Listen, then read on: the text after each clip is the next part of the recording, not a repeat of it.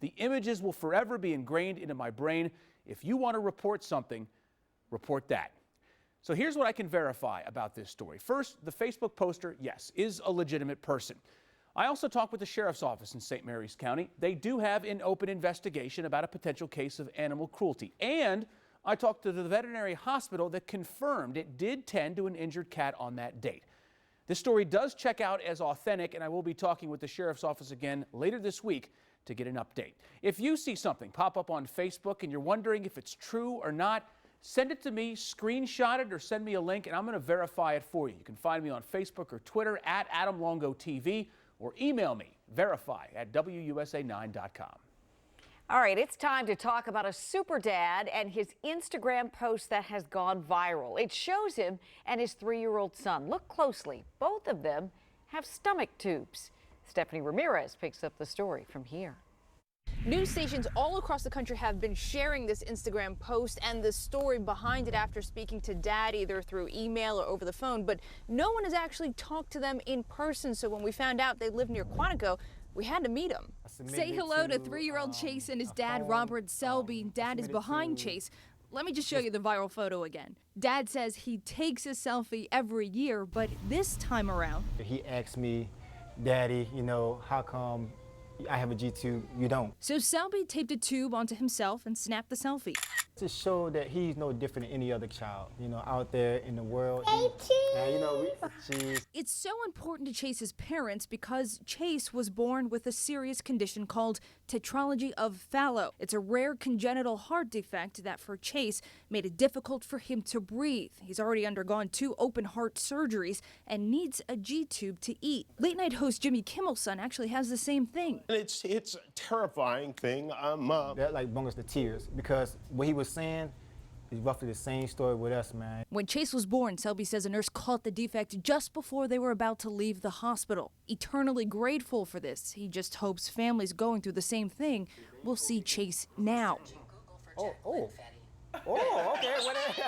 You know, to just let them know that everything will be okay. It might not look like it right now, but it will be okay. Just keep going, just keep staying strong. In Virginia, Stephanie Ramirez, WUSA 9. You have to think how much that means to that little boy, that there is somebody out there that looks like him, and it's his dad. Absolutely. We could all take some parenting lessons from that guy. We sure could. We sure could. great story. So, do you catch your breath? You got my breath back. Yeah? Yeah. It's been a busy night. Been a busy night, still not done. The severe weather's over, but we're still dealing with a couple of showers and storms. Most of it south of town, although it's a little damp here in D.C. right now. Let's talk 3-degree guarantee. We stayed cloudy, we stayed cool, we missed. 177. I thought we get some afternoon sun.